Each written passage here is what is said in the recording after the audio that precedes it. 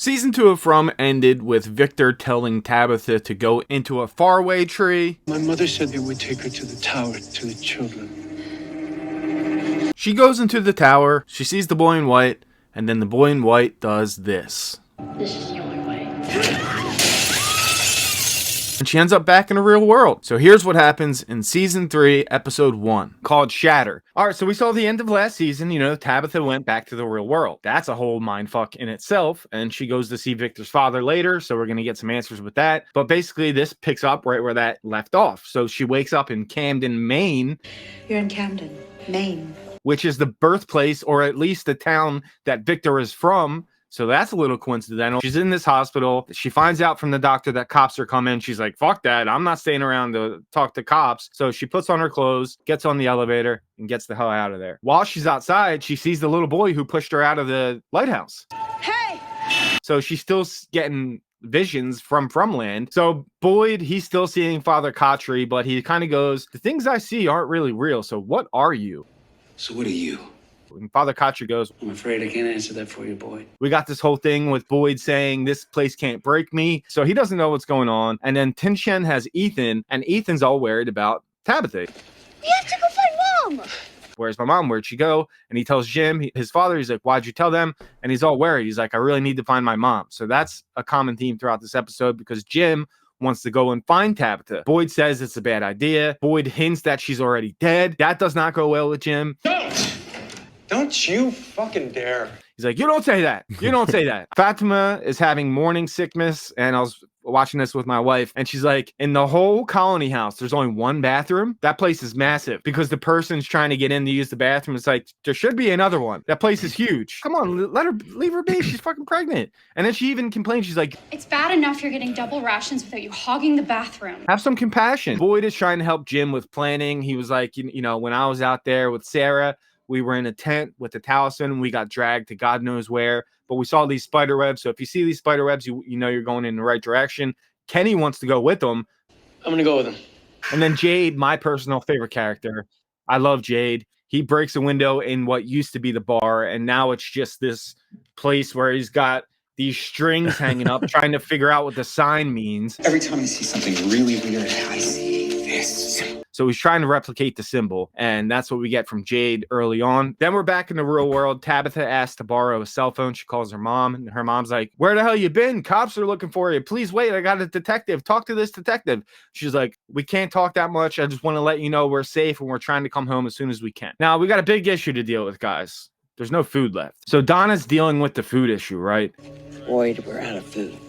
And all of the crops that they planted are rotten. All of them. She tells Boyd, we're out of food. They don't know what to do. So then people go to Tinshen's house and just mob her house and steal the rations. So now they're like legit out of food. So then Randall, he goes to take a goat. He's kind of a fly by the seat of his own pants type of guy. And he was an asshole last season, but I kind of see him turning over to the good side this season. So he wants to take a goat, I guess, to kill and eat, and Victor pulls a gun. This guy's got a gun. Are you fucking kidding Is me? that seriously what you're focusing on right now?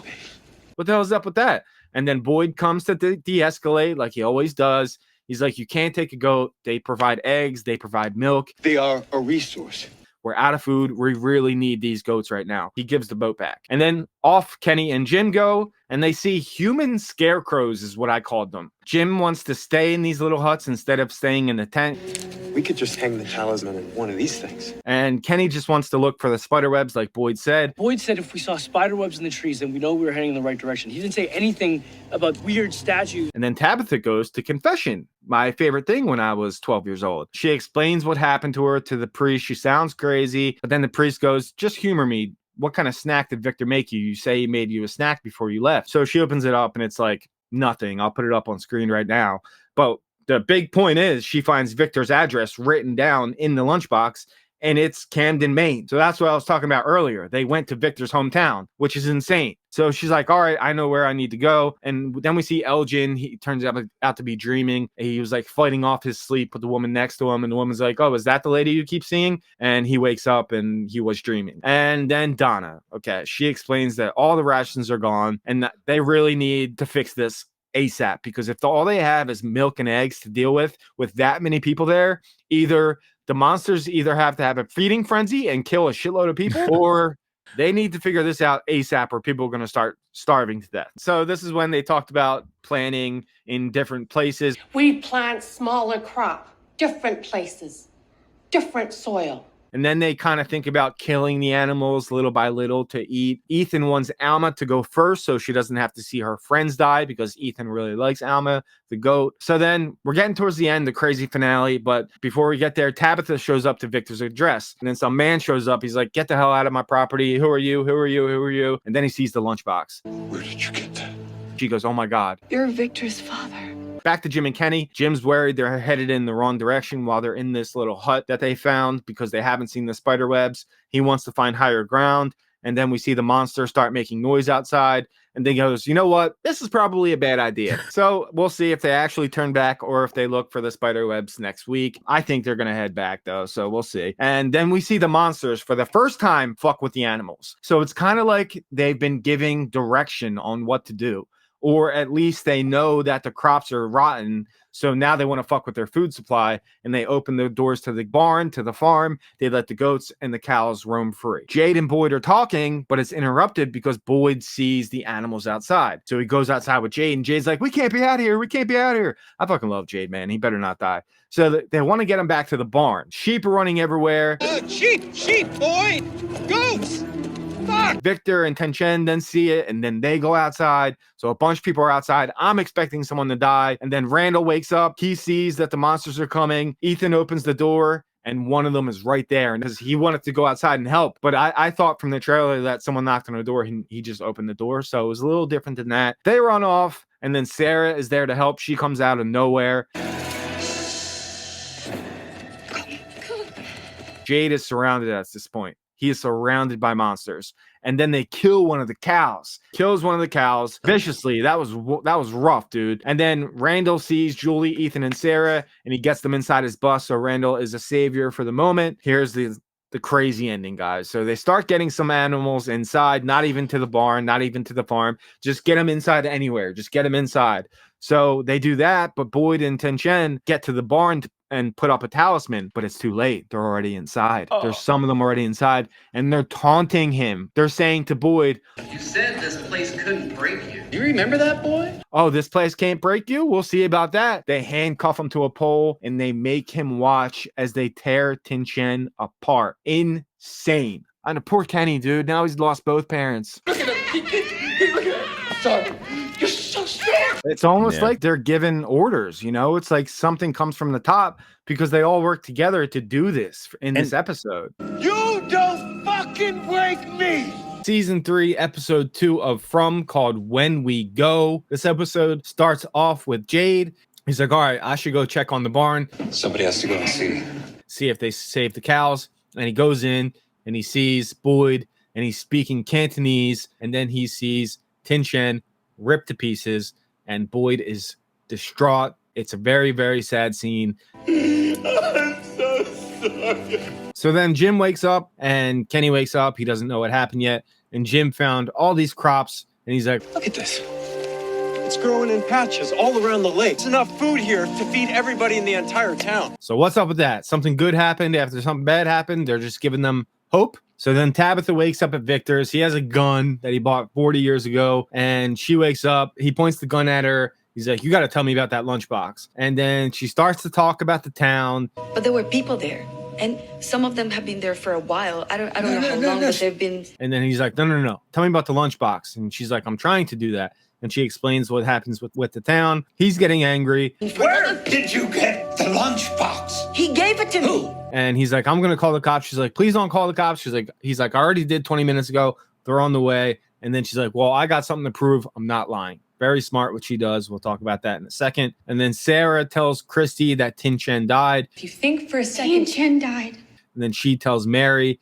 Boyd takes the body to the church. They want to bury her with her husband. And Jay's like, wait a minute. How the hell are you alive? You were in the barn with those things. How are you alive? He's like, They wanted me to watch. and then Donna runs up to him. Is it true?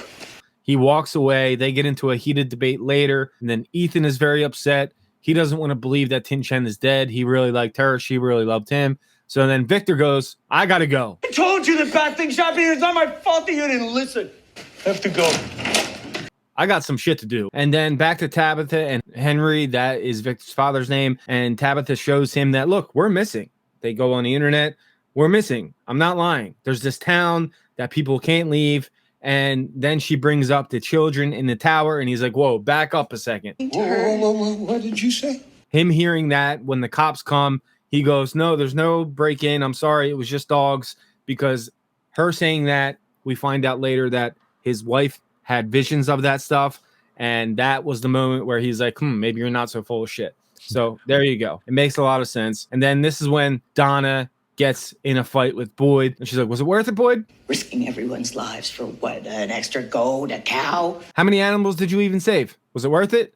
You got one of our people killed. We're what matter. The food's not what matter. And he's like, wait a minute. Last week you were freaking out that we have no food, and now you're pissed at me that I was trying to save the food? Like, what's up with that? And he's all pissed off. And now you're standing there telling me that we would have found another way. That I should get the fuck out of here. Ellis checks in on Fatima. She spits out blood. She spits out a tooth. Ellis is like, we need to go see Christy. She comes out of the bathroom. I think you're right. Maybe we should go see Christy. So they go. Christy's not there. Mary's there. She's like, I know a lot about pregnancy. I am, however, a pediatric nurse. So as far as pregnancy goes, I've pretty much seen everything.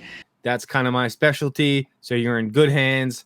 We're good. And then Christy and Boyd talk. And then Christy's like, this isn't your fault, okay? And then Kenny and Jim show up. And it's really tough scene because they're so happy. They're like, look, we found all this food. There's a lake and it's got everything. There's potatoes.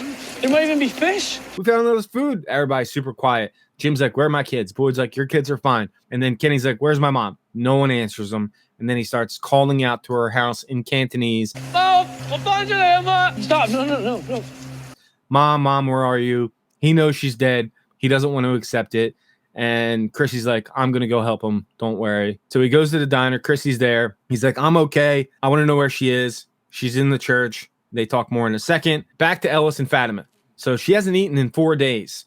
And then Ellis questions Mary's mind state, talking about her being an addict. She's like, oh, because I went through withdrawal. Like, dude, you're in good hands. She's malnourished, and she has... You also may have something called hyperemesis gravidarum.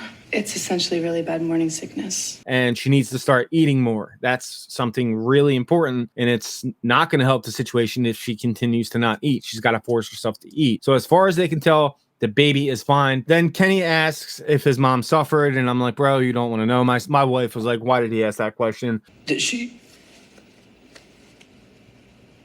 suffer? Oh, God. Like, you don't want to know. You don't want to know. And then he talks about his dad. He's like, the only thing I can picture when I think of my dad is him destroyed in the basement. I don't want that same thing to happen with my mom. Can you make her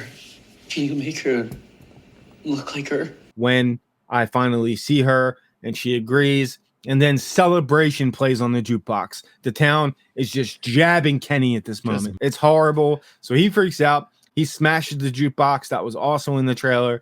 And then Jim walks back into Julie, and Julie's like, dude, Ethan almost died too. We saw when he opened the door to the grandma. Julie goes, when Thomas died, you and mom both fell apart. I can't go through this again. I need you to get your shit together. So then back to Henry and Tabitha. He says his wife heard voices from children calling out, talking about that they were locked in a tower. No one should know that. I told a detective. And he died 20 years ago. You know that. So what's up with that? So then he shows her where his kids slept. And he said, the last thing I said to my kids was, clean your room or no TV. He's really hurt. He's like, I don't even care that everybody thinks I'm the reason my family is missing. I'm just broken because I lost my family 40 years ago. I've had no answers until you showed up at my doorstep. So now I want to know more. How do you know about the voices? You must be telling the truth if you know about the voices. And she's like, well, I think I was sent here to find you. He's like, no. I think you're here for what's in the basement. And then Fatima tells Ellis to go see his dad. Dead ass crops. And she is scarfing them down. So then Christy and Jade are trying to make Tin Chen presentable. And then Sarah walks up. She's like, look, when the diner was dead, we used to play dress up. This is the dress she always wore. She said she'd wear it the day we all went home. I just thought. I think it'd be nice if you buried her with this dress on. Thank you, Sarah. And then Kenny is pouring alcohol into bottles. And he's like, I'm going into the tunnels and I'm going to burn those motherfuckers. And I'm going to burn every last fucking one of them. So it's really cool, but ultimately it doesn't happen because of this scene. They're at the tunnels and Boyd goes, look, they want us angry. They want us lost. Let's go kill those motherfuckers. And we will take out as many of those motherfuckers as we can. But then he brings up that his mother was saying something in Cantonese while she was being killed. And Kenny goes, take care of him. That's what it means. He'll be alone now. So then Kenny cries and he's not ready to fight, so they're not going to do it this episode. That's what Boyd was repeating early on in the episode. So then we see Jade and Christy did a great job making Tin Shen look presentable with Sarah's help. They put the dress on. I just want it to be right for Kenny. She looks great as you can be for being ripped apart by these creature monsters. So they did this right before Kenny walks in and he goes and see his mom dead for the first time. Very, very sad. But then Henry brings Tabitha to the basement. He's like, yo, we used to be hippies back in the day. We quit when our kids were born, but we decided to do acid one last time. We sent the kids off with a babysitter. We decided to do some acid. Then after that, she started hearing these voices. She started seeing the Ankui kids. And then she described a place that is everywhere, but you couldn't find it if you tried, and you can't leave. And while this is going on, the funeral scene for Tin Shen's going on. And then there's the Easter egg montage. You see the lighthouse, you see the Ankui kids, you see the kid in white, the diner. The last two scenes, we see Ellis talk to Boyd, and then Boyd's like, yo, I'm gonna need your help. We're gonna catch one of these fucking things. So the last scene, this was in the trailer. I've been dying to know who was on the phone. So Jim walks in the house, the phone rings. It's Thomas. They say it's Thomas. It's obviously not Thomas. Hello. Dad? It's Thomas. That blew my mind. That's what we got. Today we're here to talk season 3, episode 3 of From, called Mousetrap. So this episode starts off with Thomas, maybe not Thomas, probably not Thomas, on the phone with Jim. He's like, you're not my son. And then he's like, you should be watching Julie and Ethan. You shouldn't let them play outside so close to dark. And I'm like, oh shit, he's fucking with him. You are not my son. So then we see Boyd ringing the bell, and then him and Jim talk. Boyd can tell that Jim is not in the right mindset. He doesn't tell him about the phone call. I wish he did talk to somebody about it, and that would have been cool. But he goes, things are getting worse around here, aren't they? Back to Henry and Tabitha. So she was looking at the paintings all night. Guess what? I would have been doing the same exact thing. There has to be something in that basement, in those paintings that I'm missing. Holy shit.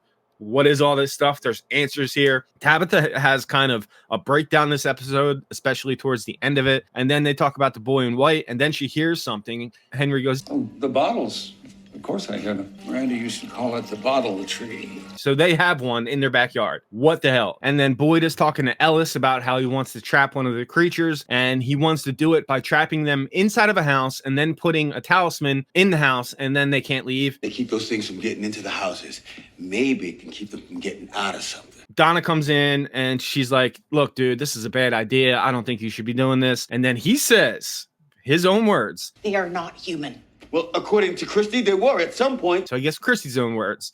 Just like Fatima. Just saying. Speaking of, we see her and she doesn't want to eat the fresh meat from the cow that was killed. And the smell of coffee makes her sick. So what does she do? She goes out, looks for the rotting crops, and starts eating away. Tilly sees her, and then we see Kenny leads a group where him and Jim stayed, and they see those scarecrow-looking things, and their objective is to get more food. They all drew straws, and they have to go out and get more food and bring it back to the town. So that's what they're doing for now. A huge thing happens later in that setting, so we'll talk about it in a little bit. And Ethan is wondering if Tabitha's body is just rotting, and then Jim gets pissed. Stop!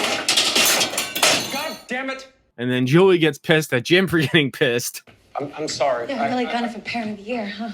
And then the phone rings again, and he just slams it. So, yeah, this is the scene that we were talking about, alluding to earlier. Henry tells Tabitha that the bottle tree is not the original. The original's in a park a few towns over. And it's where they dropped acid. You could say that tree is where this all started.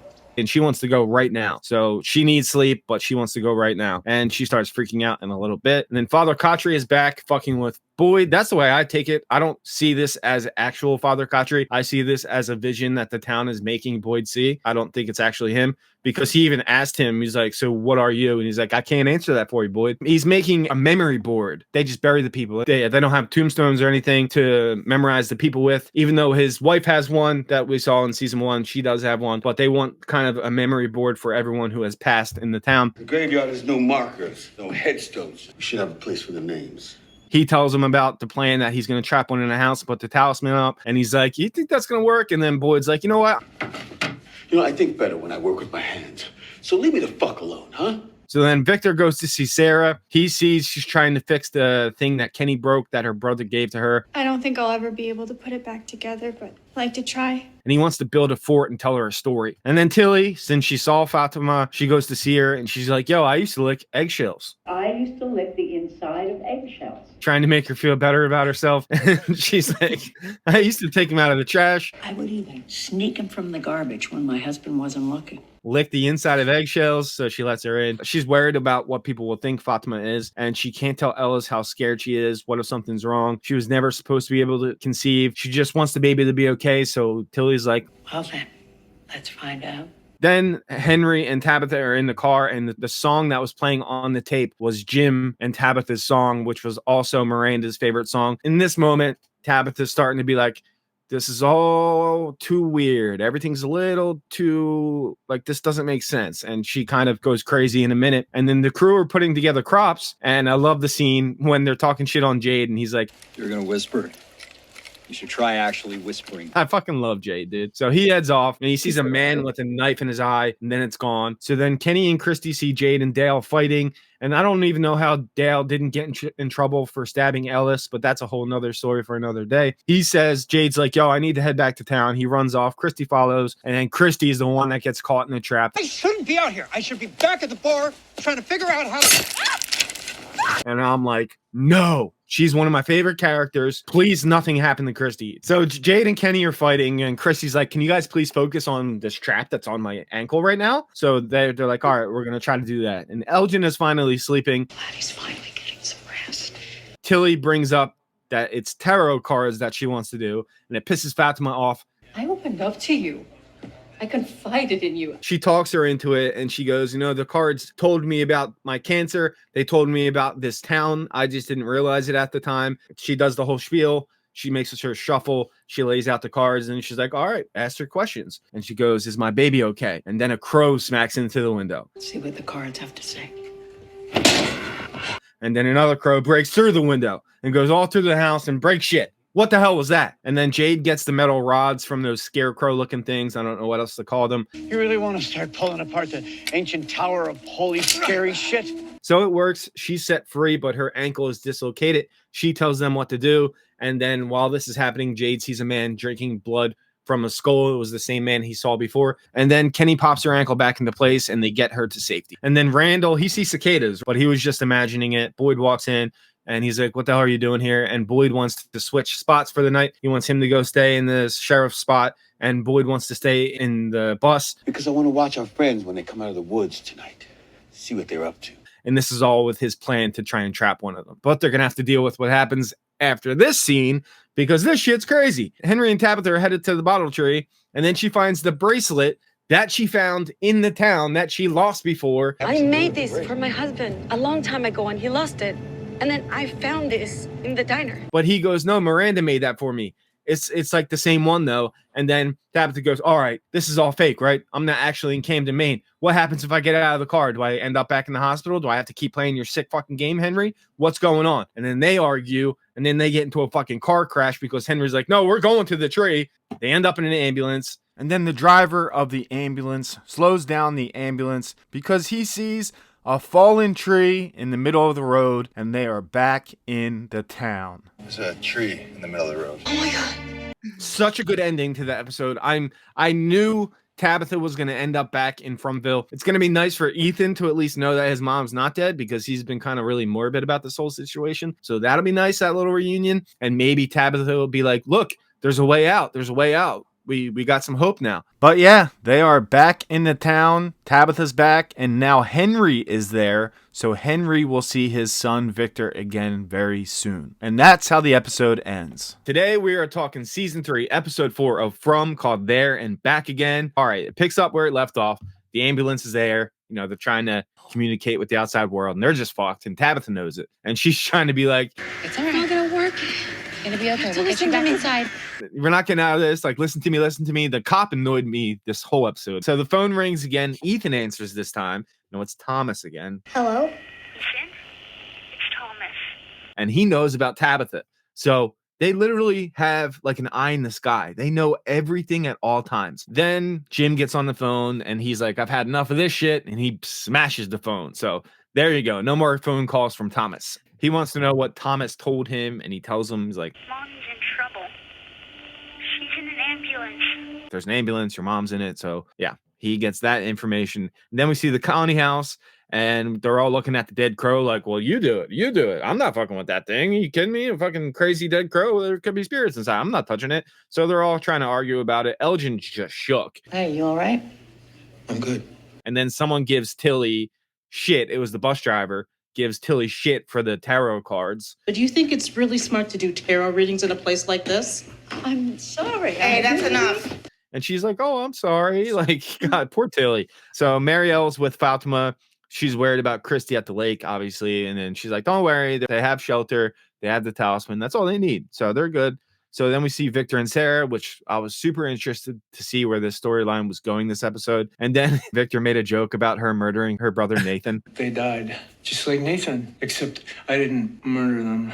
So he has to remember, right? His mother tried to save everyone, but she died, and then everyone died. Literally, everybody that was at the town at that point died. So he's like, I need to remember everything's changing. It shouldn't be snowing. It never snowed before, but we have to go to the basement. That's where we tell these types of stories. So they go to the basement. So the ambulance is driving in circles. Tabitha's trying to explain. They're not listening, of course. And Boyd is looking for the monsters, but Randall stayed. He's like, look, man, if you knew the shit I've seen, and I thought he was about to tell him about the cicadas, you would understand why I don't want to go in the sheriff's station and get a nap. If there's something that can get us out of here, and you're trying to trap one of them, I want to see and I want to help. So good for Randall. We'll talk about what happened to him at the end. Very crazy shit. He says, everybody here just talks about how afraid they are of dying. Well, I don't think that's the worst thing that can happen to you here. So then we see Chrissy and Kenny in one of the lake huts. And then we notice Jade is there too. Maybe talk in the morning. He's there fucking him up. So he gets up, he starts drinking, and he's like, you guys want to hear something crazy? Let's go. They start to communicate, right? Good shit, Jade. Good stuff telling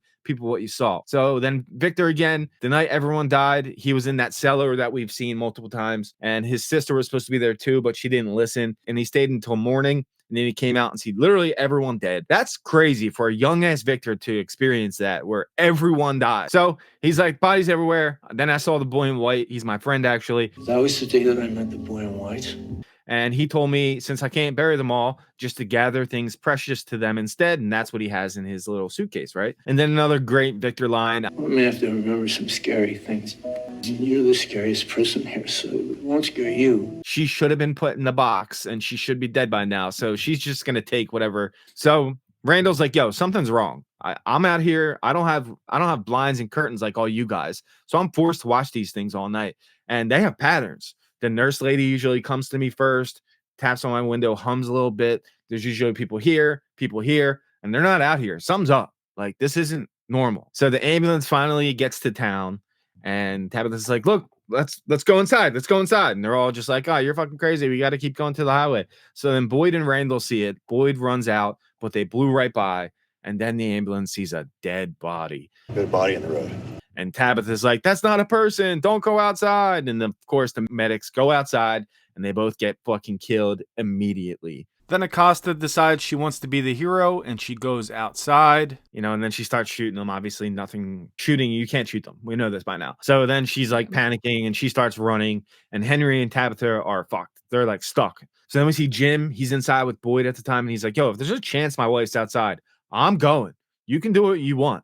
But Ethan heard this shit, these rumors. that she's going to be in an ambulance. So I'm going to go check it out. He goes, he opens the door, he sees it's her. Holy shit, you're cuffed to the side of this ambulance. What the fuck are we going to do? And then Randall's like, yo, there's a toolkit in the bus. I'll go get it. So then the cop is running towards Colony House, and bathroom bitch Nikki gets shot through the window. So the cop bangs on Colony House to open it up, and they let her in. There's no real pushback like there was in season 1, which I liked. So Randall got the tool bag. He's surrounded. He tries to use the talisman as like a cross to a vampire. Back.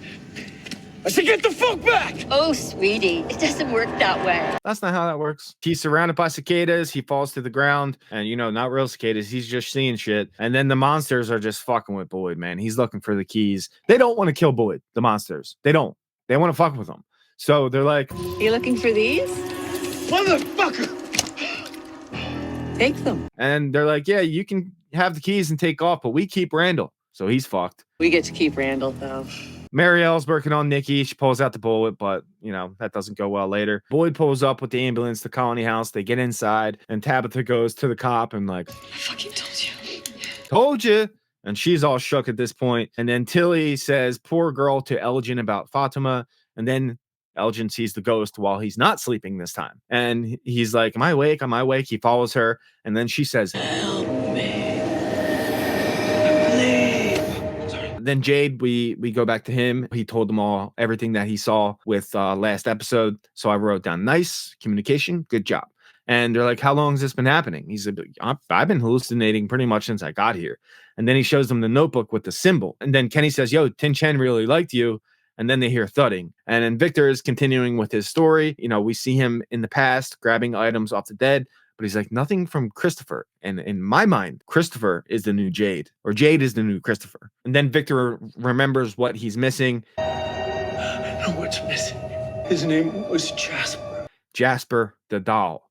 So we'll come back to that in just a second. And Tabitha tells Jim what she went through, how she tried. What if this was our only chance to go home? And he's like, don't worry, you're back, you're safe. We'll figure this out. Trying to just calm her down in this moment. And then we see Nikki died, and then Boyd's all pissed. He goes to the cop. You see what you've done? It was an accident. What's wrong with you, officer? And Donna's like, cut this shit out. She breaks it up. Let's go fucking talk. And then she just breaks down crying.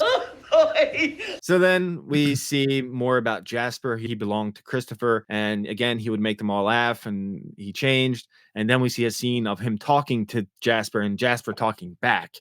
So what the fuck was that about? That blew my mind. And he's like, yo, Jasper's the key. We got to go find this doll, and then we'll start to figure shit out. So I wonder if the dolls start talking again. That'd be wild. Something real quick with Fatima. She wanted to spend some time with Nikki dead because she was mean to Nikki before she died. And then she starts licking her blood. When you're licking blood from a dead body, that's a whole different level of creepy. So we see Randall's body was put on the ambulance, but he wakes up. So yeah, that's pretty much what we get with this episode. Today we're here to talk season 3, episode 5 of From, called The Light of Day. So they bring Randall inside. And of course, he would be pissed at Boyd for leaving him in the middle of the street surrounded by the creatures, but Boyd did what he had to do to save the others, but Randall's still pissed. You fucking let me out there, man. Fucking let me out there! We get a little more with Randall this episode, not much. I think they're kind of leaving that on the back burner for a big surprise with him that's going to happen. So Christy and Kenny and Jade show back up to the clinic, and Christy's got her ankle that's all fucked up, so she needs help on that. And they go, well, where's the food? And he's like, well, Dale and the others are bringing it back. We had to come here because Christy. And then they bring up the town meeting, so we'll talk about that when that comes up. Didn't go too well, but it was cool that they tried it. And then Mary tells them that Tabitha is back, and Jade's like, huh? What? So he runs off, and he wants answers. He's like, holy shit, I got to go talk to her. And then we see Victor and Sarah. They're like, all right, we need supplies if we're going to go and get Jasper to make sure we don't get lost and shit like that. And then Victor finds out what happened. And then Donna's like, but there's one more thing I got to tell you. Your dad's here. And he freaks out. Victor? No! Victor and Sarah were supposed to go down to the tunnels to get Jasper, but now he can't do it because of the news that he just learned about his dad. So he lets Sarah know in the only way Victor can. Donna said my dad is here. What? How? It doesn't matter. You should go home. We'll get Jasper later. And then Tabitha, she's back with her family for the first time. And then Jade busts in the door. I need to talk to you. Hey, back off. No. Jim, it's okay. It's okay.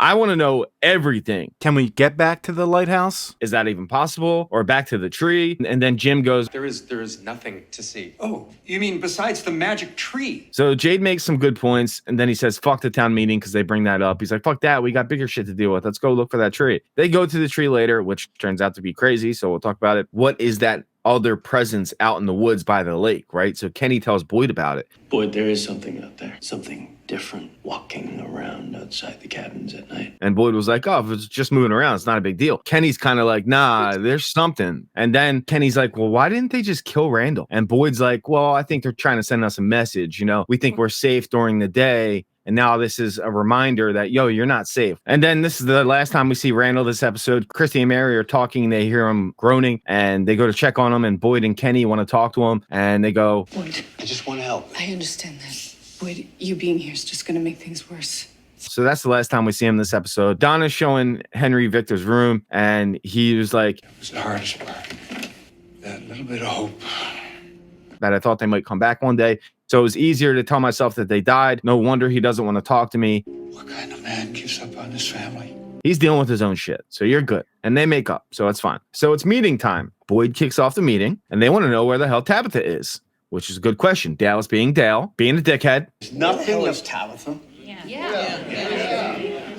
And then she shows up and she talks about the faraway trees. Real quickly, we see Julie go to Colony House and we have a flashback of her and Fatima when she was showing her the view. Then she steals some weed and Elgen is there and almost smokes the shit out of her. Hey. And then we see Victor before we go back to the meeting. And he's like, I never drew pictures of my dad. I drew pictures of the things I saw. What's he going to think when he sees me? And Sarah tries to console him. You're really bad at this. Victor just lays shots on Sarah nonstop shooting that shit at Sarah. It's hilarious. Sorry. She's like, listen, I would give up everything to feel like a good person again. So she's trying to help him. She does end up helping him, I guess, so it works out. Elgen tells Julie about the kimono lady. He's like, I thought she was going to hurt me at first, but now I'm not so sure because she asked for my help. Back to the meeting. This part made me laugh. So We're out there in the real world where people can help. How could you not take advantage of that? and she's like, no one would have believed me. They all would have thought I was crazy. The cop tries to stand up for her, and then they're like, you almost killed someone. You did kill someone. Why are you even here? What is she even doing here? She killed someone last night. And then Dale has the fucking nerve to talk about accidents. That was an accident. Oh, yeah, sure. Everything's an accident unless it's somebody that you and Queen Bee here don't like. You stabbed Ellis, bro. That was ridiculous when he was the one to speak up about accidents. Shut the fuck up. You stabbed Ellis and almost killed him. You're dead now, so I feel bad, but come on, dude. So they're all pissed that she didn't do anything to help. She says sorry and she walks out. And Boyd's like, this is a good thing. Someone got out, There's a way out, possibly. And they're all like, well, okay, let's go to the tree. And Fatima speaks up. And then Ellis has her back. She went through a tree and she went home. Why can't we just try that? Let's all line up and try that.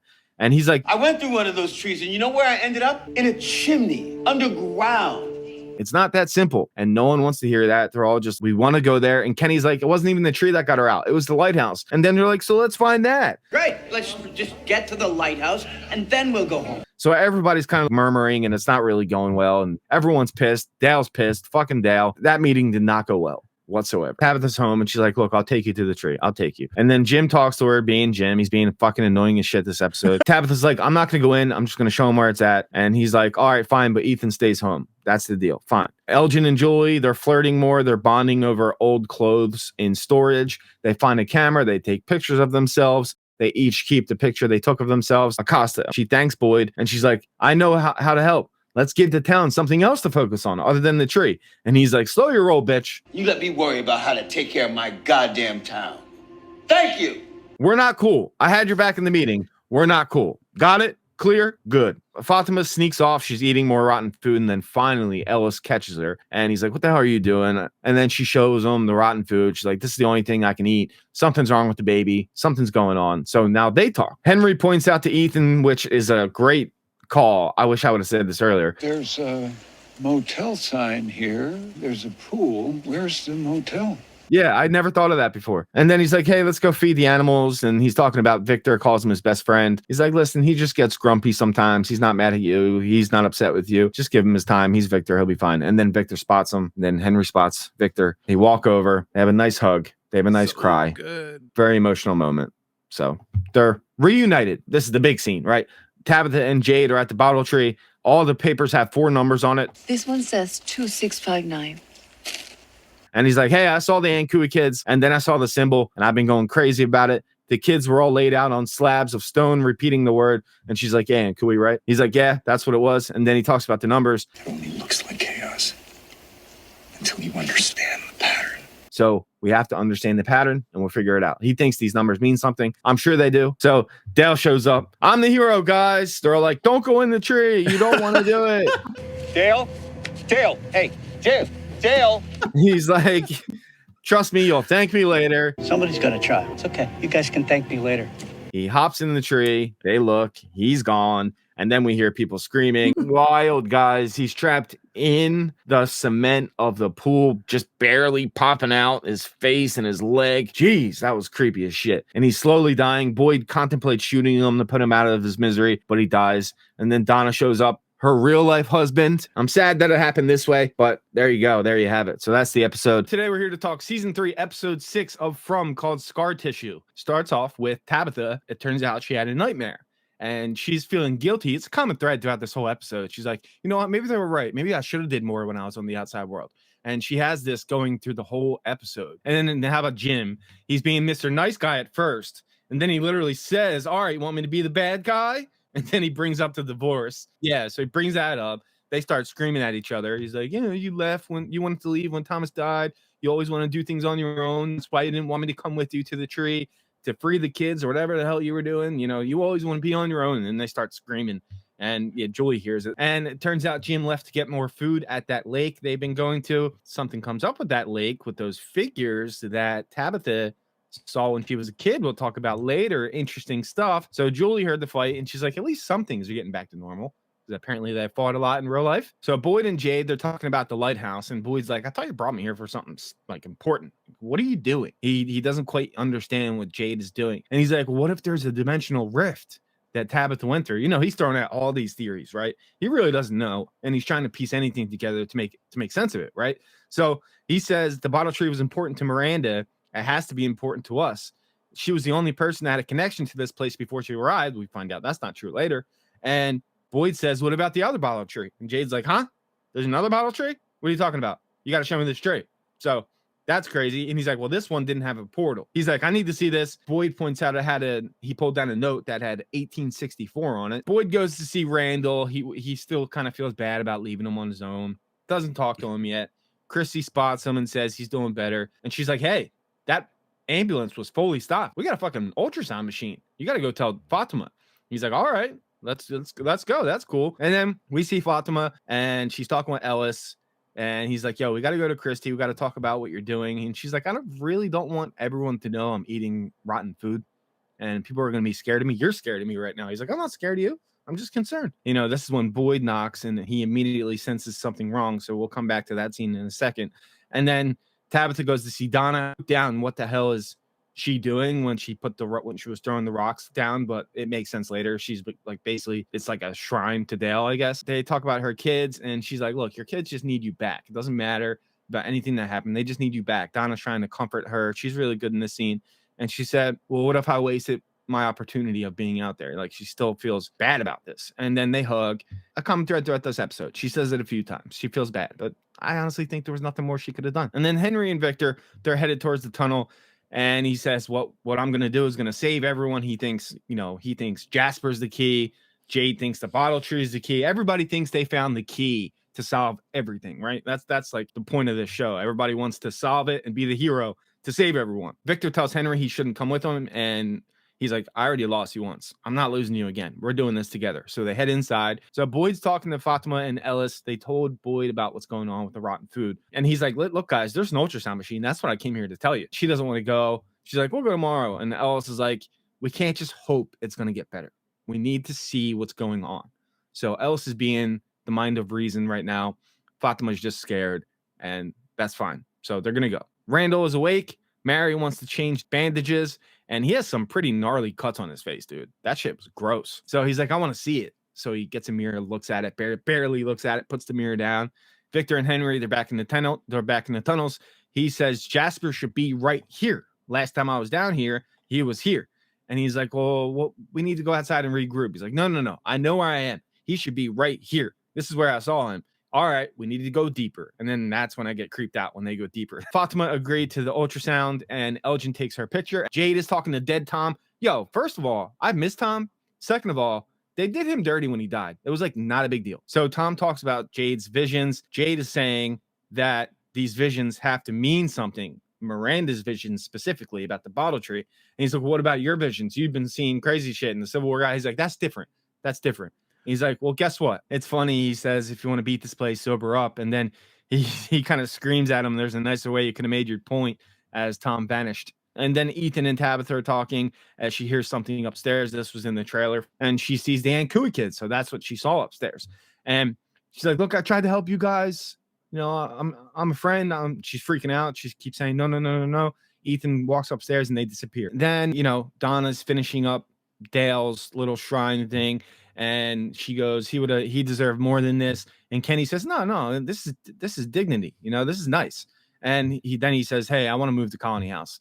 My mother would have wanted that house is for a family. My mother would have wanted them to have it after everything that happened. So I don't really fit there anymore. He goes, you don't have those sex parties anymore, do you? That's funny. So that's nice. Kenny's going to move to Colony House. It's going to be cool to see him and interact with those characters. Ethan and Tabitha go see Jade to help with his puzzle, which got more interested. He tells them about the second bottle tree and how all the numbers are the same. Second numbers on the second bottle tree are in cursive, but they're the same numbers. And some of the numbers are repeated over and over again. And he's convinced somewhere in there is a key to understanding everything. And Randall's good to go at first. He's given directions on how to take care of his face. And he talks about how when they were chained to the wall, and she really doesn't want to talk about it. He's like, what if it's not over? And she's like, oh, stop. And he's like, yo, you get to pretend that things are okay. I'm in that bus. That shit's scary as fuck. I have to look at these monsters all night long. I barely sleep. That sucks. And she's like, well, don't go back. You know, stay here. I'll talk to Christy. We got room. You can move in here. So he's like, all right, cool. Henry and Victor. All right. So he keeps placing these toy soldiers down so he doesn't so they don't get lost, but he only has like one left, right? And then they see the room where Jasper's at. And then they see the monsters sleeping. Holy shit. He takes Jasper, and then Henry sees something that belonged to Miranda, and he starts freaking out, which wakes the monsters up. The monster goes, hey, you keep coming down here, you're going to have to stay. Henry and Victor get to Victor's hideout. And he goes, and Henry's like, why do they have Miranda's sweater or her item? And he's like, they like to take things. I don't know. That's what they do. Don't worry about it. He's like, I used to hide in here. And that upsets Henry because he was like, when you were alone. He's like, it's all good. We got Jasper. He knows things. We have to make him tell his story again. He told a story to Christopher. He's got to talk. And Henry's like, but that's just a toy. He's like, oh, he'll talk. All right, ultrasound time. She doesn't see anything at all. Says, you're not pregnant. Fatima freaks out. That can't be right. Check again. So they check again. They say, look, right here, there should be a baby the size of an acorn. There's nothing there. And then check somewhere else. Mary's like, there's nowhere else to check. You're not pregnant, lady. You're not pregnant. And then she's like, well, what the hell? There's something in me. You got to find it. What's going on? So Ellis says, speak up. It's time to talk to them about everything that's going on. So they do, but we don't see that scene. Elgen is hanging up the Polaroids, right? And Fatima's picture, for a moment anyway, has the kimono lady in it. Then he sees a vision of her, and she's like, help me. I can save you. I can help save everyone. I can get everyone back home. And then he snaps out of it, and she's not in the picture anymore. All right, last scene, guys. Last scene of episode 6. Ethan and Jade are trying to figure out the pattern of the numbers. Jade tries to calm down Tabitha and says, the Ankui kids, they just want your help, right? So they're not trying to hurt you. So calm down. And she's basing this off of what Miranda said, someone who died 40 years ago. So what's up with that? And then we see what I thought was a flashback of Tabitha in the town as a child. Turns out maybe to be a dream. Maybe she was in the town as a child. That's also possible because when she saw the scarecrow looking things, that brought out a memory. And she's like, 3 red rocks in a circle. Did you see that? How do you know about that? Miranda wasn't the only one to have visions of this place before coming.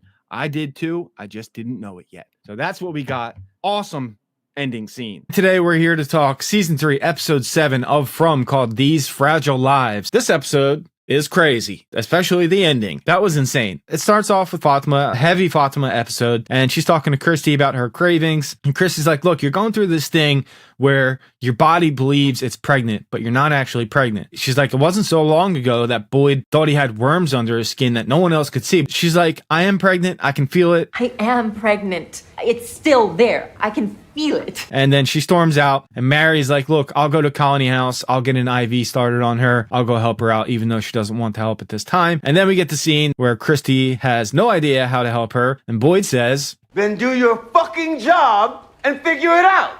And then we see Victor. He's roughing up Jasper, trying to get him to talk. You need to talk to me. It's so funny. I love it. And then Henry walks in. He's like, I can hear you from downstairs. You can't keep doing this. What's going on? And he's like, he needs to tell me what he said. I don't know what to tell you, Dad. This is what I'm doing. So deal with it. Then Victor goes to Sarah, and he wants to go in her basement because that's where secrets are told. And he thinks that Jasper will be able to tell the secrets in the basement. And then Elgen made Fatima a little baby carousel to put on top of a crib.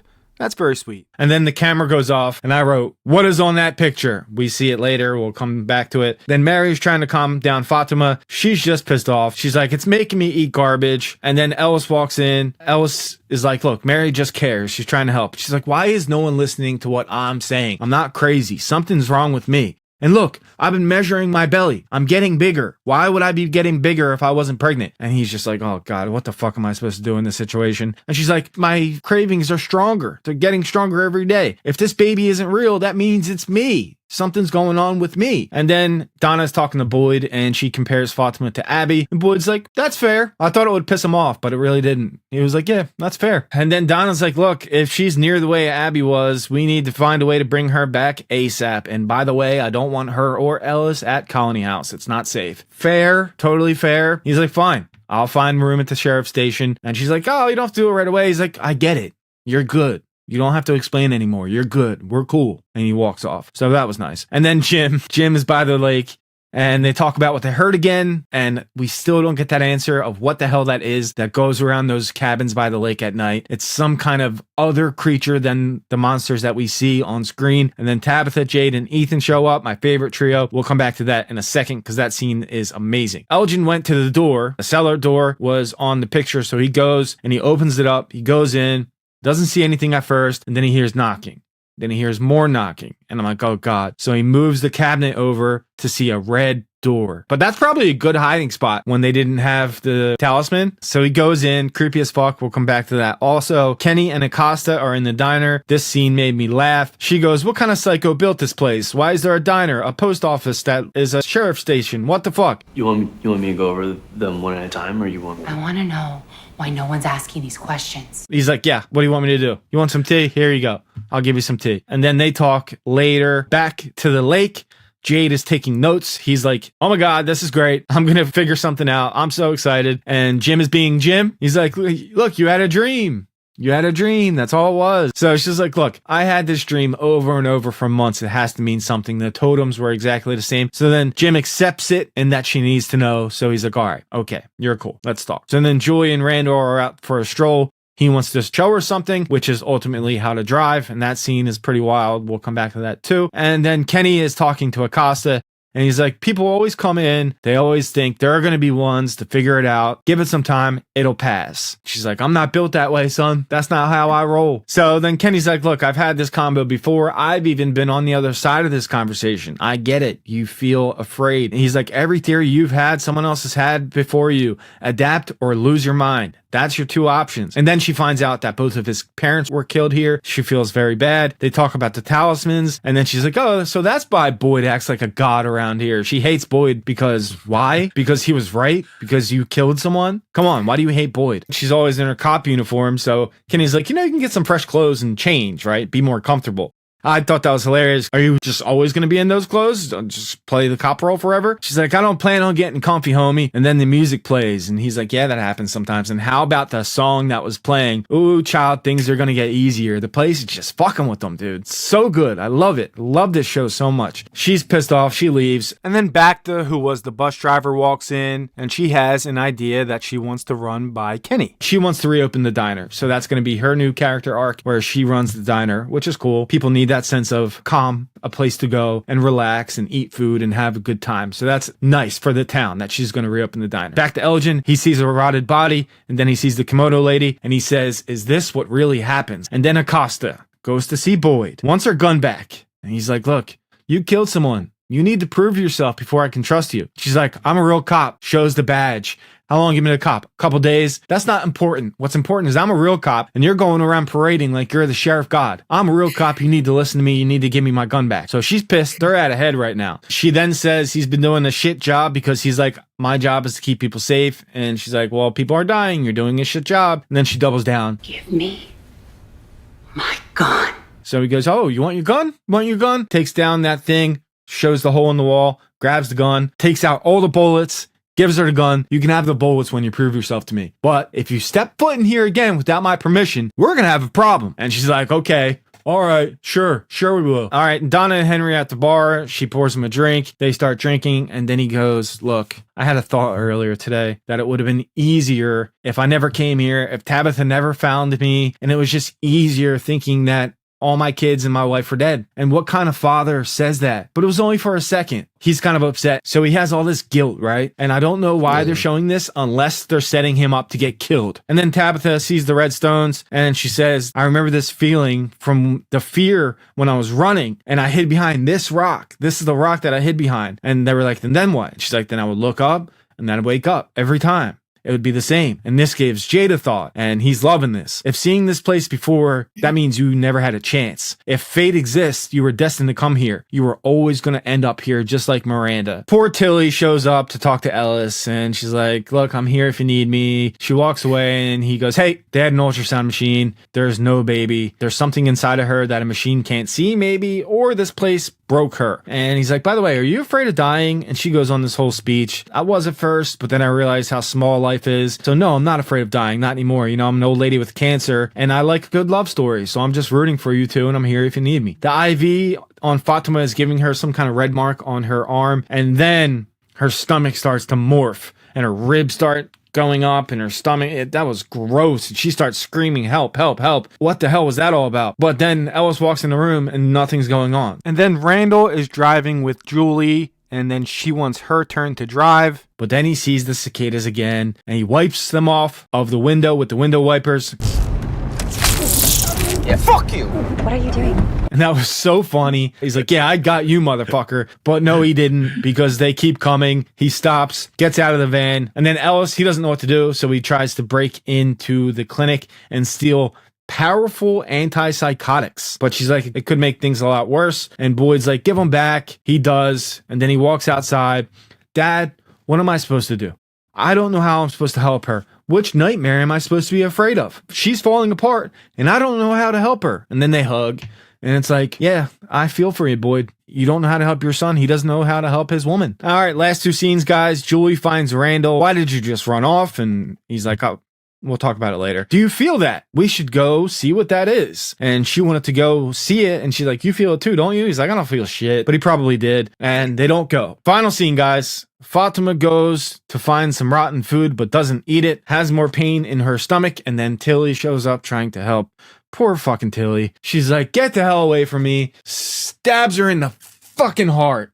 Jesus Christ. I was so upset. I saw it coming from a mile away. As soon as she walked in that room, I'm like, you're dead, lady. Stabs her in the heart. You have to run. So even when she's dying, she's looking out for her. Like, don't get caught. You killed me, but it's cool. R.I.P. Tilly. I'm very upset that she got killed by Fatima this episode. God damn it, Fatima. She's falling apart. So yeah, that's what we get this episode. Today we're here to talk Season 3, Episode 8 of From, called Thresholds. So it starts off, Boyd is with Fatima, and he knows. He knows what happened. I mean, he finds out. She tells him what happened. I couldn't stop.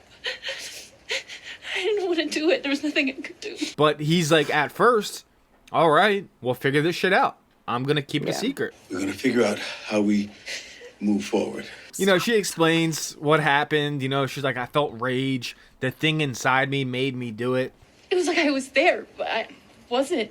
I didn't want to, but I couldn't help myself. You know, I didn't want it to happen, but I'm sorry. And this is the situation that I'm in. And he's like, well, look. Listen to me. Listen.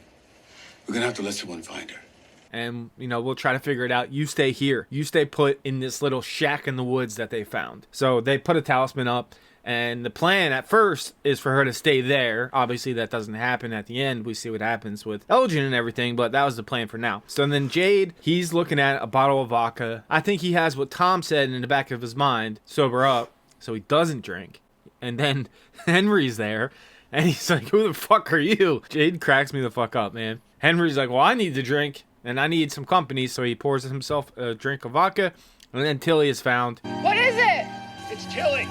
And then the camera goes off, and then Elgen looks at it. And every time that fucking camera goes off, it's like, how long do we have to wait to see what's on that camera picture? And then Julie wants to go back to the place. She's talking to Randall, and Randall's like, you're out of your fucking mind. Why would you want to go back there? What if it makes it worse? There is nothing here that wants to help us, okay? Nothing. So stay the fuck away from that place. She doesn't listen. She goes back with Ethan later on. And then Ellis wants to tell the truth. And Boyd's like, nah, bro, we're not doing that. And then Ellis is like, well, what if she goes in the box? And Boyd's, I'm not going to let that happen. That will not happen. And then Boyd finally goes to Tilly's body, and Acosta and Kenny are there. He's like, all right, well, let's talk to the people. Let's get the interview started. Let's find out who did this, even though he knows who did this. And they're like, well, obviously it's Sarah. Everybody thinks it's Sarah. And even if it's not Sarah, people are going to say it was her. So if we don't find out who it is, it's Sarah. That's the deal. And that's what Donna was saying, because she wants to talk to Sarah right now. This is something that people are going to have to blame someone for. Get that over with, because people are just going to blame her anyway.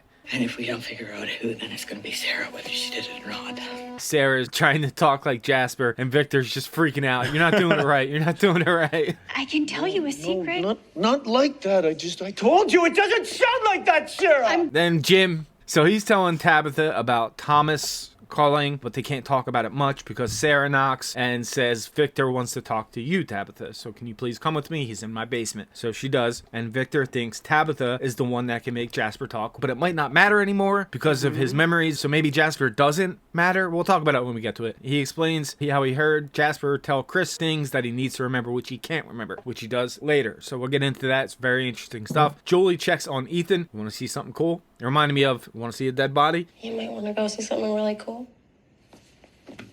They go on a little journey, which is crazy what happens with Julie. So then Henry is telling Jade about his wife's visions. How can you figure it out when so many smart people here have tried it before? And Jade says, I'm smarter. Believe in yourself. I love it. And then Jim comes in, calls out Jade for bringing his wife and his kid out there. She doesn't need you filling her head with nonsense. And he's like, filling her head with ideas? What is she, 9?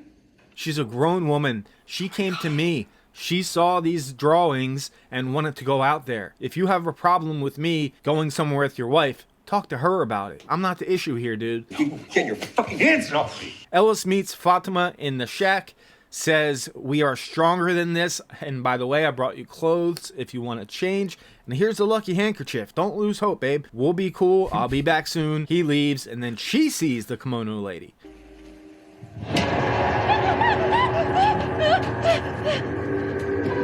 So that was wild. But the picture, we see the picture, the first picture anyway, of Elgen was a bag of blood. And he went earlier to the med station to steal something to draw blood. So he starts to give blood. Then the camera goes off again. I'll put it on screen. And you can clearly make out that the picture has developed into the cabin that Fatima is staying at. So that's where he's going to go. Back to Henry. And he's like, listen, Jim, I've been in your shoes before.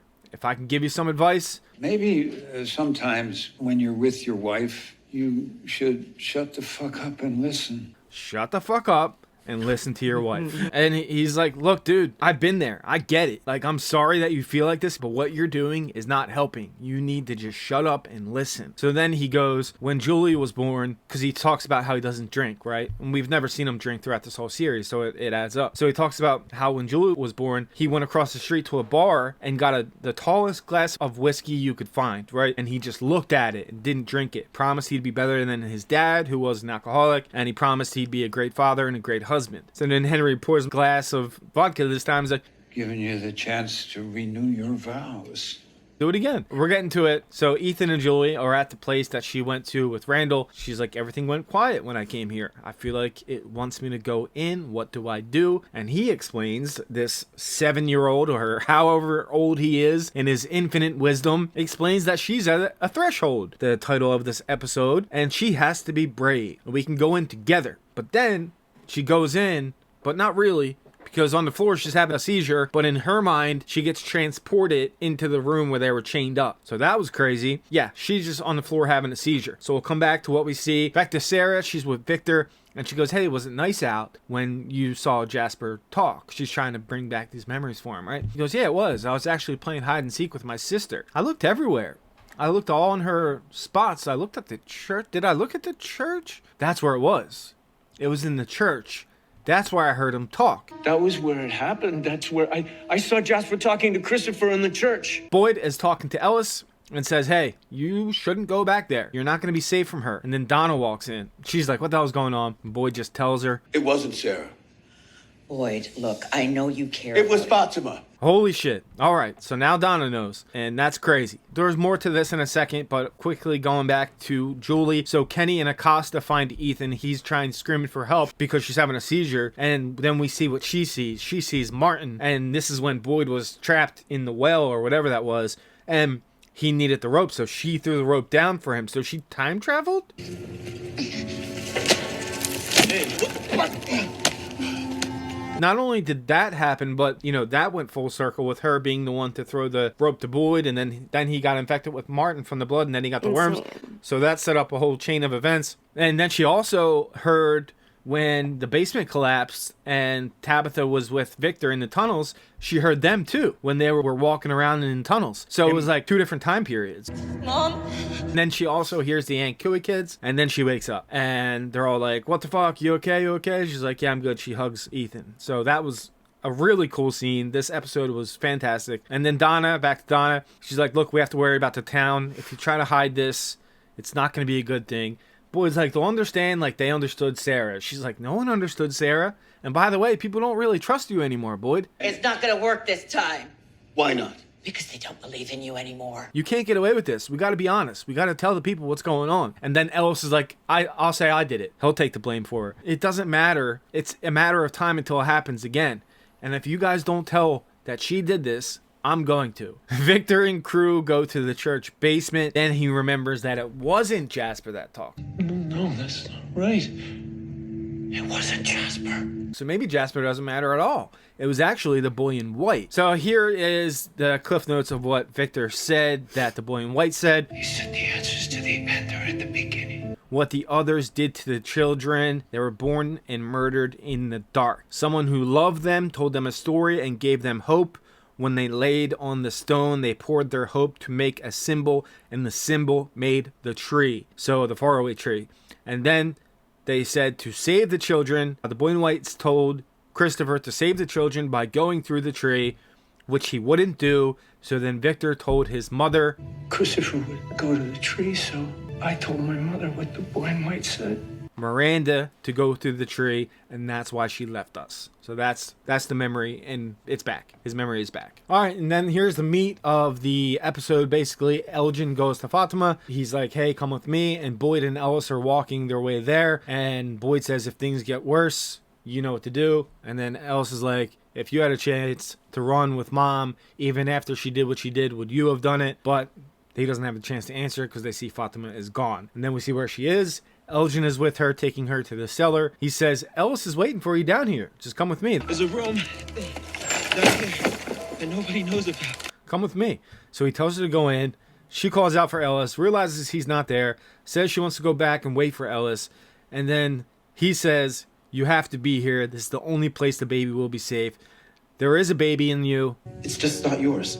Starts having pains, pushes Elgen, tries to walk up the steps. He drags her back and says, "This is for the best," and pulls her inside the room.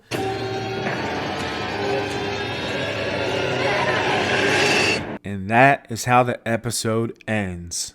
Elgen is losing it. Today we're here to talk Season 3, Episode 9 of From, called Revelations Chapter 1. What a mindfuck of an episode. Wow, that was crazy, especially what happens at the end. All right, let's get started. Starts out with Ellis and Boyd. They're looking for Fatima. Boyd's like, let's try again in the morning.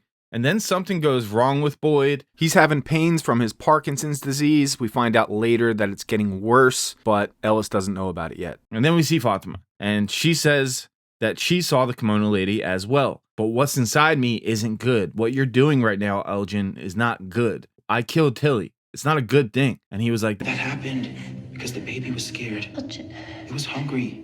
You know, you weren't feeding it. He sits her down. He says, the stronger you are, the faster this will happen. The faster the birth will happen. He tries to feed her blood.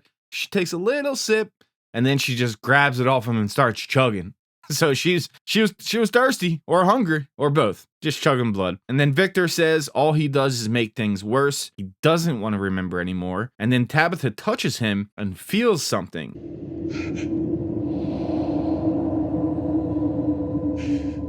And I wrote down related ? Which I think is true. We'll talk about it in the end. And then Kenny pops in. Hey, Tabitha, you got to go check on Julie. Something happened. So she goes. Julie's being talked to by Mary and Christy. And she's like, look. I had a really weird dream. That's all. And Jim wants to know what her and Ethan were even doing out there. She tries to explain it, but Tabitha walks in. So he goes and talks to Randall because she mentioned that she went there with Randall before. And he goes down to see Randall, but Randall's hearing the cicadas this time. He's not seeing them. And they stop when Jim shows up, and he asks what he was doing with Julie in the woods. And he's like, look, if this is your version of the big bad dad routine, I'm not in the fucking mood, all right? And then he says, I was just teaching her how to drive, man. I don't know about the ruins, but I told her not to go back. And it felt wrong. And he's like, all right, whatever. And he's like, want my advice? Teach your kid how to drive because nothing else matters. Because there's fuck all you can do about the rest. None of us are getting out of here alive. So it's like, oh shit. All right. I guess so, Randall. I guess if that's the way you feel. He's kind of hopeless. That's his arc right now. We didn't get much more of him this episode. And then Boyd sits down with Ellis and he says, we need to talk. I've known this has been going on for a while. So sit down. We need to have a chat. And by the way, Fatima's fine. She took the talisman. Wherever she is, wherever she went, she's safe. And then real quick, we see Donna have flashbacks of Fatima's 1-year anniversary of being at the town. So this is when she decides she's not going to rat her out because she loves Fatima and she loves what she means to everyone. So that was a turn I didn't see coming. And then Boyd, again, he's talking to Ellis and he's like, look, Christy and Kenny know it's been getting worse. And he's like, look, there's something else too. When I was in the barn with Tin Chen, they made me watch her die.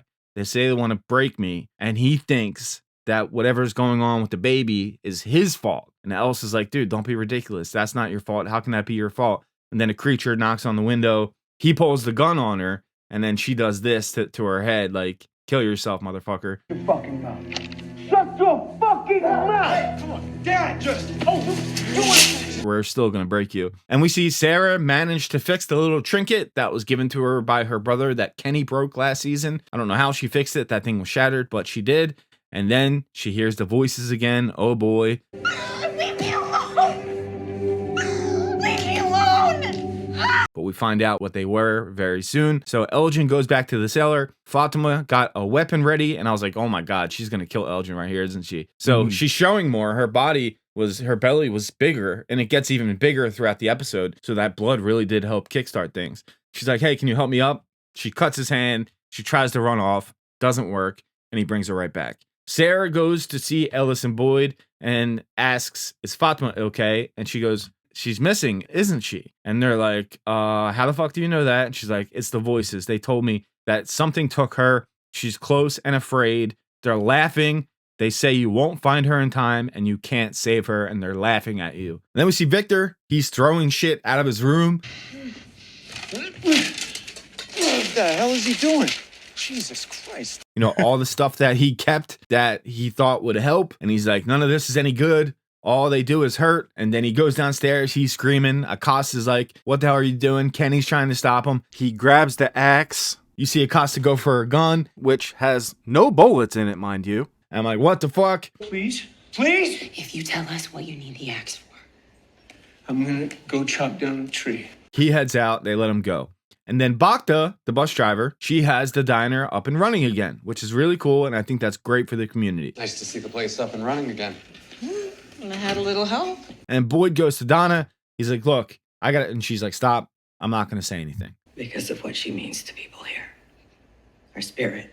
I don't think people could take it. I don't think I could take it. She means too much to the people here. She means too much to me. So let's call a meeting and say she's missing. Ring the bell. We'll call a meeting. And try to find her. So that's the deal. So Boyd is ringing the bell. Donna says, everyone come outside for a minute. She went inside the diner and said that. And then Boyd gathers everyone around and says Fatima is missing. Elgin's right there. So obviously he knows what's happening and he's not going to say shit because Kimono Lady is in his head. Nobody's seen her since last night. And has him doing her dirty work. He says she's close by. And they're like, how the hell do you know she's close by? He's like, don't worry about that. So someone told us. Someone told us, all right? Something that thinks we don't have what it takes to find her, that we're going to lay down and die. Or we could say, fuck you, and we are going to find her. Or we can say, fuck you. Fuck you. We can fight back. He's like, pair up, cover every inch of this place. So they scatter. And Boyd says it's best if one of us finds her to Ellis, and it's best if we split up so we can cover more ground. Boyd goes with Kenny, and then Elgen says, yo, Ellis, you need a partner? And I'm like, oh, fuck, that dirty motherfucker. He wants to, obviously be with Ellis so Ellis doesn't find her. And they have a couple conversations later we'll talk about. So we'll see. And Fatima is really pregnant now. She has grown even more since the last time we saw her. Her belly is out there. So that birth is coming by the finale for sure. And we'll find out what it is. She sees something, so she starts digging. Turns out to be a hatch. So I wonder if she will get out. And then Acosta is with Donna and she goes, so you got this info from Sarah, the crazy bitch who killed people? And by the way, you killed someone too, Acosta? So she's like, what if Sarah killed Tilly and Fatima and then made up some bullshit? And Donna's like, that's not how it works. Tell me how it works then. She's like, I'm a good cop. I can be an asset. Look, I don't have time for a tutorial right now. We need to find her because of what she means to the people of this town and to me. I need you to trust me. Help me. And then when it's over, we can talk. And Boyd talks to Kenny. He's like, look, I lied to you about what Sarah did, and I'm sorry. And Kenny's like, dude, we're looking for Fatima. What are you doing talking to me about this right now? And he's like, look, the Parkinson's is getting worse. My clock is ticking. When I'm gone or when I'm too feeble to do my job, I need to know that you are going to step up. It has to be you wearing this badge. He's like, look, I'm not going to take your badge, but if you need a deputy back, I'll be your deputy. So sweet. He's got his deputy badge back. I hope he puts on his uniform next episode, like he used to always wear. So then Jade is making a new bottle tree. I don't know where, I guess near where he lives. And he sees Christopher and Jasper. And he's like, you guys can't scare me. And then they scare the shit out of him. It's not doing it for me anymore. Almost falls down the ladder. Henry's like, well, who are you talking to? Or who do you think you're talking to? And he's like, look, bottle's missing. Didn't you hear about the meeting? Let's go look for her. I want you to look with me. Then we see Victor. He goes to the bottle tree. And he starts hacking away. Stop! And the boy in white says, stop, you can't do that. And obviously they address that he got older. So he's like, you can't take it down the bottle tree. It's important. And he's like, look, I tried to help you guys with Christopher. I think you need to learn for yourselves. It's the only way you'll understand. And he's like, look, you're changing. Why you look older now? He's like, everything's changing now. You're supposed to be my friend. I am your friend. And help me. And he's like, look, just don't cut down that tree. And he tries to get him to stop, but then he disappears. So that's what we get for now. Come back! And then Elgen is trying to gaslight Ellis. And then Ellis brings up how his mom died. And I can't go through that again. They come back in just a second. But quickly we see Ethan and Jim check the RV. And he brings up how he told Julie to go into the ruins. And this place wants us to be scared. But we have to always do our best no matter what. And then they agree. And they're going to go out searching again. But then Thomas comes through the radio in the RV. Dad, please don't leave me alone here. And Ethan is the one to be like, you're right, that's not Thomas. Fuck him. Let's go. You were right. It's not him. It's not Thomas. Smart little kid, man. Smart little kid. He's got wisdom beyond his years. And then Tabitha and Julie check Victor's hiding spot. And Julie says, hey, I don't think I was dreaming. It's like she went somewhere. Tells her about seeing the three of them all tied up. You know, Julie, Mary, and Randall. And then about Martin. She didn't mention throwing the rope, but she did mention that she heard Victor and Tabitha. And then she saw the Ankui kids. Then Tabitha hugs her. And then she sees one of the Ankui kids. It's one of them watching us. She wants us to follow her. Henry is talking to Jade about Victor, and he's like, why are you talking to me about this? Why not Tabitha? Or, I don't know, literally anybody else? Why me? Why you got to talk to me about it? He's like, well, you remind me of Victor. He's like, really? He's like, all right, well, listen, you can't fix Victor because he's not broken. He's the product of what this place made him. He's been here for decades. He's like Tarzan. He grew up in the jungle and now he's a jungle guy. And Jade's like, you know what? Screw this. I'm going back to the bar where I can pretend like I'm helping. So he's done with searching. And Elgen is talking to Ellis again. He's like, look, you're not going to lose her. It's going to be okay. And then he says, hey, I got to tell you something. I had a dream on the bus. And Ellis is like, yeah, I know about that. But then since then, something has been trying to talk to me. What if this is happening for a reason? What if Fatima is doing something to help us? Brings up the baby. Why would the baby matter? And he's like, we don't have all the info yet, is all I'm saying. I think she's going to be okay. And then we see Fatima, and she found that hatch, but she sees the kimono lady who charges right at her. She's like, what do you want from me? And then kimono lady covers her mouth. Stay away from me. Stay away from me. Stay away from me. No. And then we see the final scene.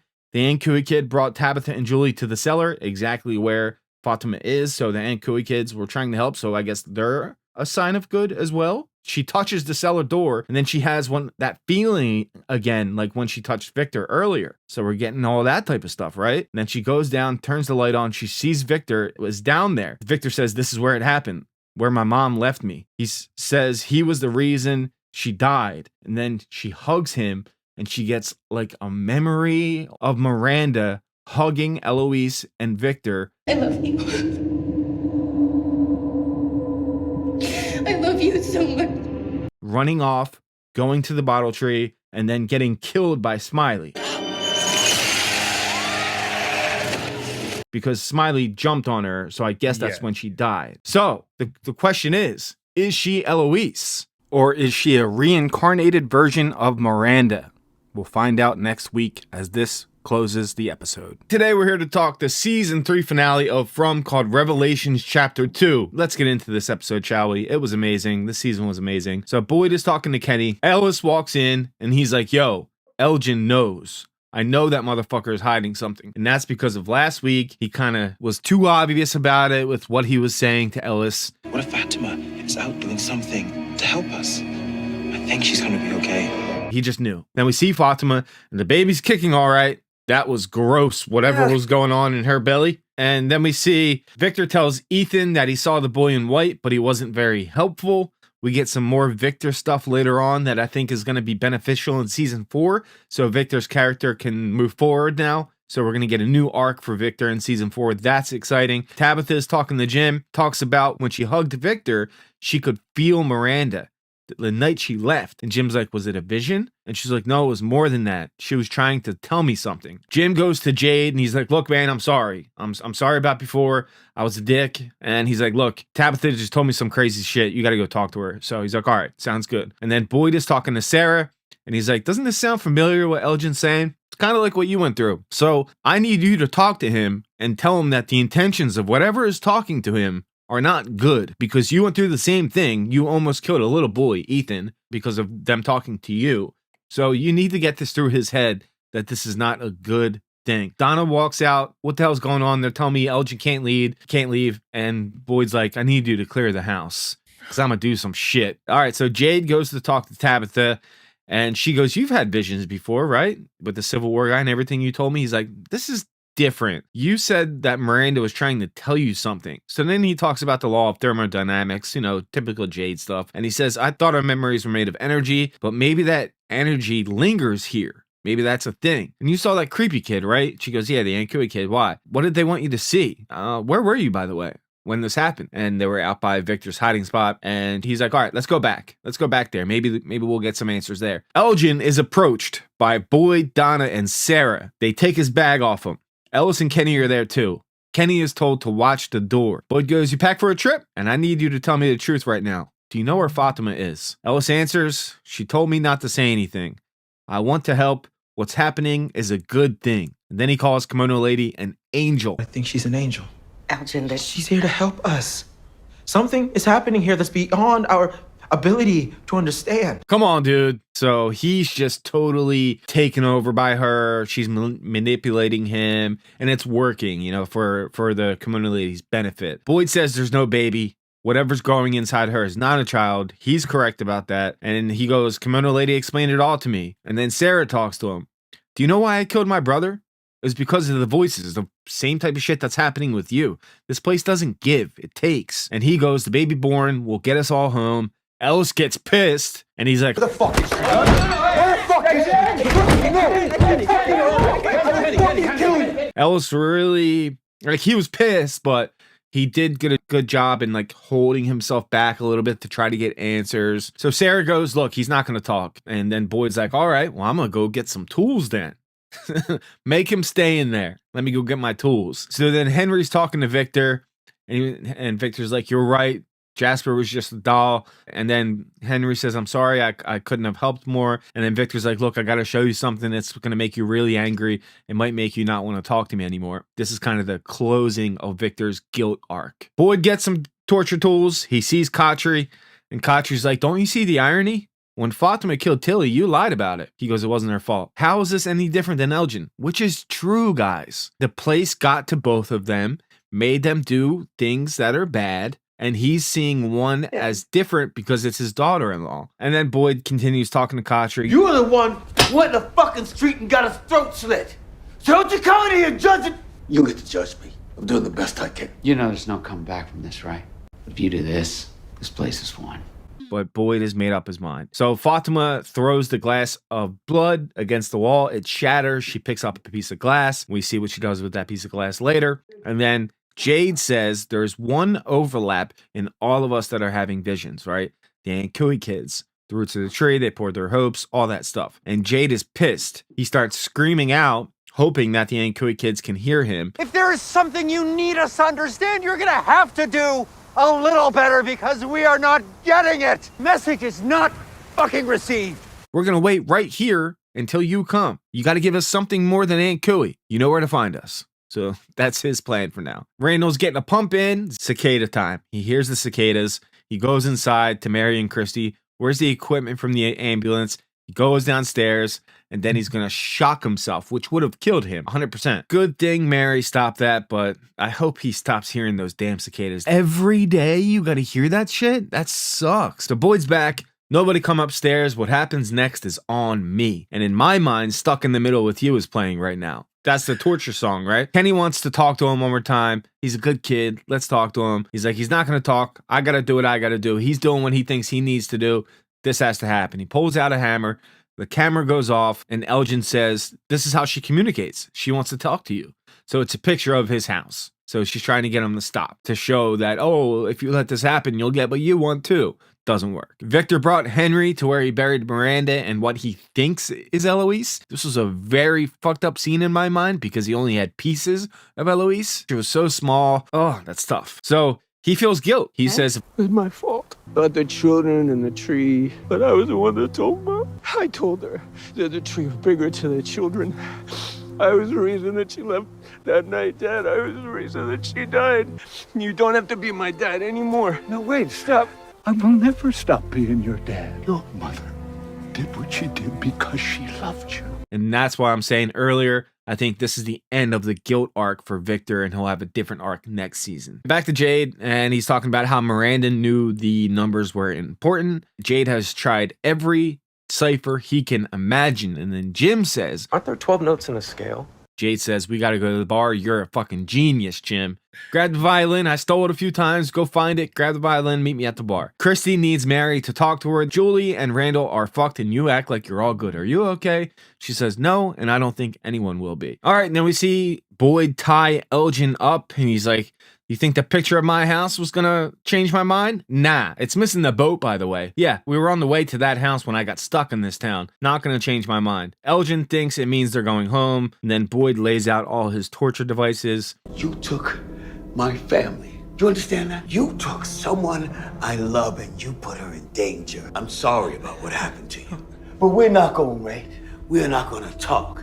You're going to tell me where she is, or I am going to hurt you. Until you tell me what I need to know. Tell me you understand. So he's like, put your hand on the table. Elgen doesn't want to do it. So he makes him put his hand on the table, smacks it with a hammer. Man, you should have talked right then and there, because what happens later? Oh boy, you don't want to fuck with Sarah. Jeez. All right, then we find Acosta's first name is Danny, so the Eloise theories are out the windows. Acosta stops it, and everybody goes downstairs to reconvene and talk about what they're going to do with Elgen. And then Jade has the numbers all laid out. He's trying to find how the notes line up in order to make the song, but then he can hear the music. And Jim goes, this is kind of weird. All of a sudden, the music popped into your head? That's odd. Don't you remember the haunted music box or the jukeboxes that play on their own? This doesn't seem like a good idea. So Tabitha says, well, don't play it in town. Let's go to the bottle tree and play it there, just to be safe. So that's what they do. Fatima has the cut glass. She tries to cut into her belly, but Kimono Lady stops her, and we see the water break, and she says, it's coming. So here comes the baby. Oh shit, we're getting there. Joey and Ethan in the diner. I went to the ruins and I didn't have just a dream. I went somewhere. I think I was actually there. And then Ethan says, you're a story walker. Someone who can visit chapters of the story that already happened. And she says, can I change the story? And he says no, and I agree. What's happened, just like Tenet, just like what happens in that movie. What's happened. So Acosta's trying to talk Boyd out of torture, but then Sarah sneaks off. She goes upstairs, talks to Elgen. She goes, you know, we're alike. I know you think you're trying to save everyone, but Boyd doesn't understand how far he needs to go to get you to talk. He's a good man, and this place has taken so much from him. I won't let it take his soul. I've already given it mine. You see her eyeing up the torture devices like, what am I going to use? All right. Yeah, she's nuts, man. And then everyone hears Elgen scream his life away. Like, holy shit, he screamed loud. Ugh. And we walk in the door with everybody else, and we see that she had cut Elgen's eye out. And then she turns and calmly says, yeah, she's in the root cellar. Like, there you go. We see Jade by the bottle tray. He's playing the song on the violin. Ellis and gang are rushing to Fatima, but she's already giving birth. Kimono Lady is doing it, and she pulls out what looks like a sack or a cocoon type of thing, and everybody walks in, and Fatima says she took it. She went down the cellar door right there. Boyd says, get her back to Colony House. I need to see what's going on. So he goes down the hatch, which is crazy. So Jade is still playing the song, brings the Ankui kids out. He sees them too. Tabitha sees them, and she's like, keep playing. So then we see a quick scene. Fatima is talking to Ellis, and she says she saw what the monsters are. They sacrificed their children because it promised them they would live forever. So cool we got that answer. Yeah. Really cool reveal. So then we see the Kimono Lady place the cocoon down on the ground, and then it starts to get bigger, and Boyd shows up, and he's looking over the corner there, and we see it get bigger and bigger and bigger. And out pops a naked ass Smiley. So Smiley is back. All right. Then the kids see Aunt Cooey. And then they know what it means. It means remember. So another answer that we got this season. And Jade goes, we used to sing them lullabies. Tabitha walks off. She knows why she and Jade can see them. Why there's more than one bracelet. Because we've been here before. It's because I am Miranda. Jade is Christopher. Love that we got that answer. And she said we've come back over and over again because we keep failing. We were here in the beginning. We tried to save the kids because one of them is ours. Tabitha needs some time. This is the last time her and Jim speak. Jim walks off to the RV, and then we hear Julie calling out. And this is her time traveling again because she has different hair. She's got a cut on her face. So I'm sure this is going to be a scene from season 4. And then we see the man in yellow. He's finally on screen. So man in yellow is here, and he can walk during the day and apparently kill people during the day. So he walks up to Jim. That was a hell of a song, but knowledge comes with the cost, brother. Your wife shouldn't have dug that hole, Jim. And then everyone, the man in yellow rips Jim's throat. R.I.P. Jim. So that's how the season ends. I couldn't be more excited for season 4. We're not getting it for 2 years, unfortunately. Crazy way to end the season, but thank you so much for listening to this recap. My name's Dan from Scene Invaders. Pat from the Recaps is a good friend of mine, so give him a sub. This has been fun. Thanks, guys. See ya. Big thanks to Dan from Scene Invaders. Go check those guys out. They do a great job about discussing TV shows, movies, all things entertainment. They put out fire content every day. If you want to support the channel, you can become a member or you can buy some of my merch. Just be nice in the comment section. And if you don't see the next video up in the end screen, not to worry, it'll be up in about a day or two.